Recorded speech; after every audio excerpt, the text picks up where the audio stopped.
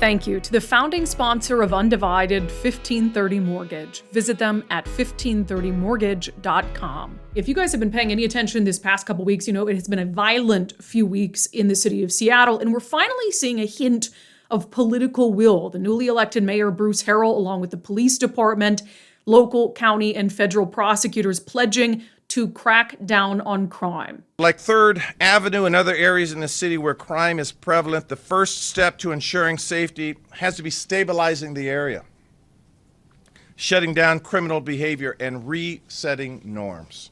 But after years of ultra-progressive policies left Seattle basically a shell of its former self, has this newfound political will come too late?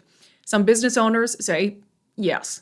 Let me take you for a walk, starting at Seattle's famous Pike Place Market, into the heart of downtown. Just a few steps in, and we see two men feeding pigeons, not really an abnormal sight in any major city, but perhaps a hint of what's to come.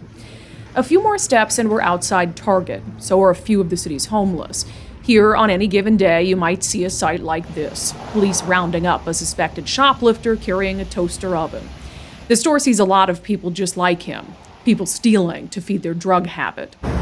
As we cross 2nd Avenue, that's a new apartment building there on the right, a building where Brad Foster watches crime unfold from the 29th floor. Guy is shot dead right under my building.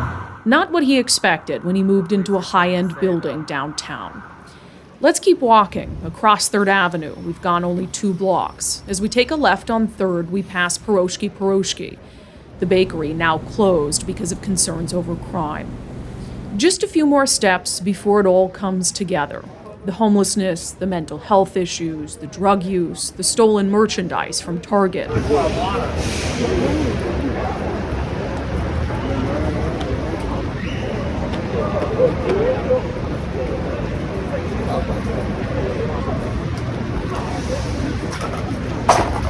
One block where the city's crises churn into an imperfect and often violent storm.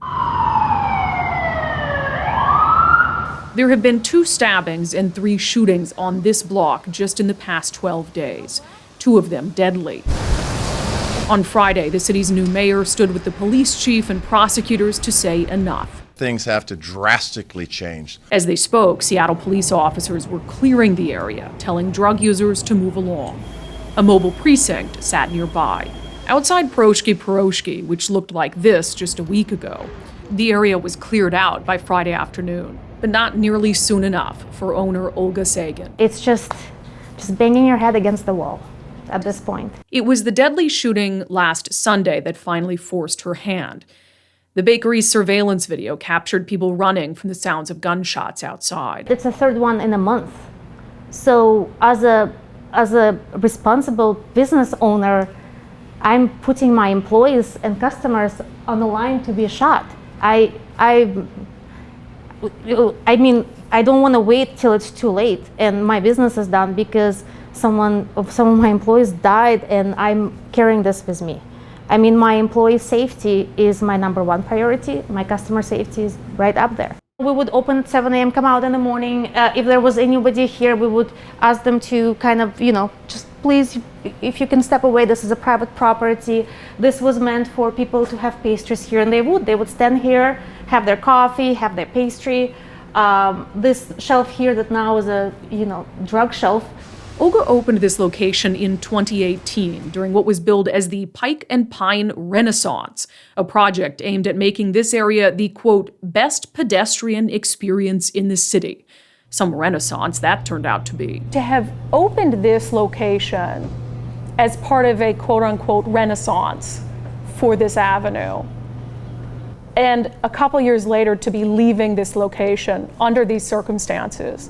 4 years later. What is that like? It's been 4 years, it's been 4 years. I mean, how long of my life do I need to spend on one specific location? I had, again, 15 employees here. As I said, we had, I'm transparent with my number, we had 800,000 in sales a year. And going from that to thinking about my employees getting shot, Over the years, Olga has been vocal about the challenges downtown, often making public pleas to city leaders to change course.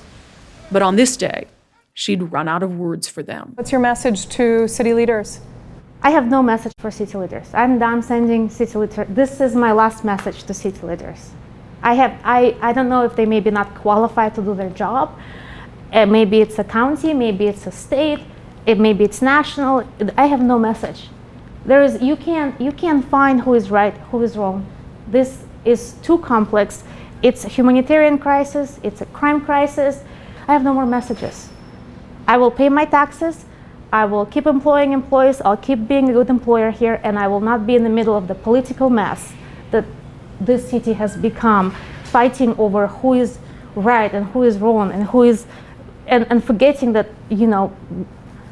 we're all people here. You still have locations in this city. You're still a business owner in this city. So are you going to give up trying to push for change as a business owner?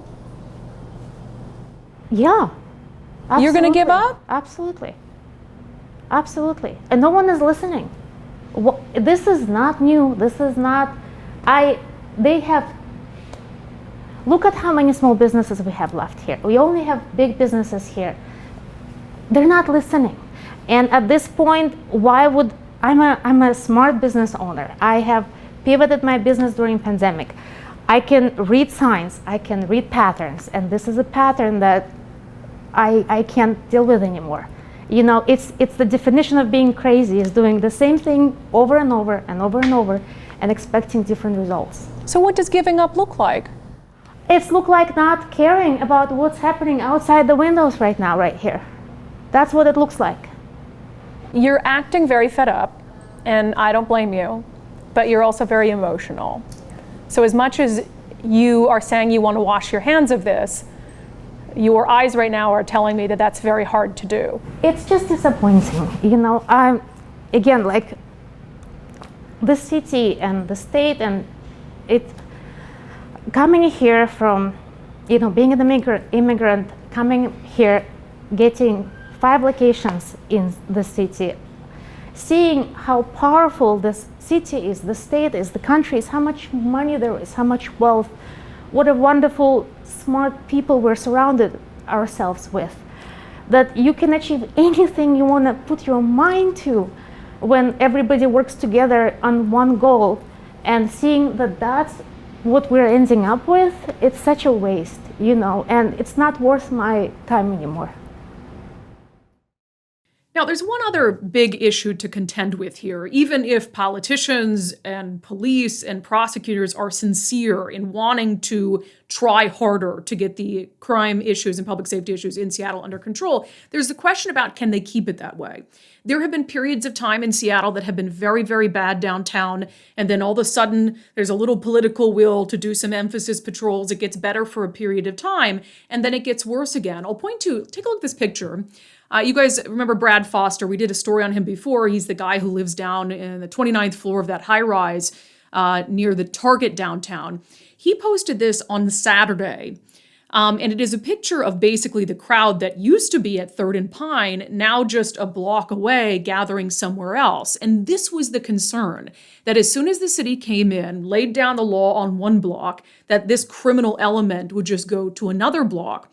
At the press conference this week held by Seattle Mayor Bruce Harrell along with prosecutors and police, the question I asked is, how are you going to stop the cyclical cycle of crime in the city from it getting very, very bad, getting a little bit better, and then getting bad again? Because it's untenable for business owners. United States Attorney Nick Brown had this to say. We are not going to prosecute our way out of the problems. We are not going to simply jail and lock up everyone and make everybody feel safe. We are not going to live in a police state. We have to build some of these foundational systems that are sustainable, with young people in particular, with jobs, with opportunity, with resources, with support, with trauma-based informed support for these kids that are seeing crime in their family and then in their communities. I don't want to lock all those folks up. That will not make us safer. It might make us safer for a few years and make everybody feel better in the community. 97% of the people that we lock up are going to get back out. And so we have to think about, how do we prevent people from even being part of the system to begin with, and not just use the blunt tools of law enforcement. And the reality is he's right. It cannot be a situation where we go all in, for instance, on social issues, all in on this idea of police reform and criminal justice reform, and forget about the fact that we need to be enforcing some of these laws on the books, and we can't do the reverse either. You can't go all in on police, all in on prosecutions, and forget about trying to address the underlying reasons why the crime issue in Seattle is so bad. And so what this is going to take is a healthy balance of the two of those things. And it's going to take the government at all levels working together. I want to take a minute to tell you about the founding sponsor of Undivided 1530 Mortgage. And what does it mean to be the founding sponsor? Well, it means that when I quit my job in corporate media and was panicking figuring out how I was going to make independent journalism work, 1530 Mortgage stood up and said, "We believe in what you're doing. We want to help." And they became the founding sponsor of Undivided. And I love working with them as a company. First of all, their mission is clear. 1530 Mortgage wants to get you into your dream home as quickly as possible. And that's what we all want, right? We want a company we can trust with one of the most important decisions that we're going to make in our lives. And also, I liked 1530 Mortgage because they believe in the mission of the show. They also support our men and women in uniform, which is very important to me. And they're very pet friendly. If you go to 1530mortgage.com, just take a look at what a central role that pets play in their idea of what it means to have a dream home. It's more than just the house. It's all the things you love that are in the house that make it a home. And you guys know I have a slight obsession with our 2 dogs and our old, weird, wacko cat Edison. So I am so grateful to 1530 Mortgage for having my back, and I know that they'll be a great partner for you in your adventure to home ownership.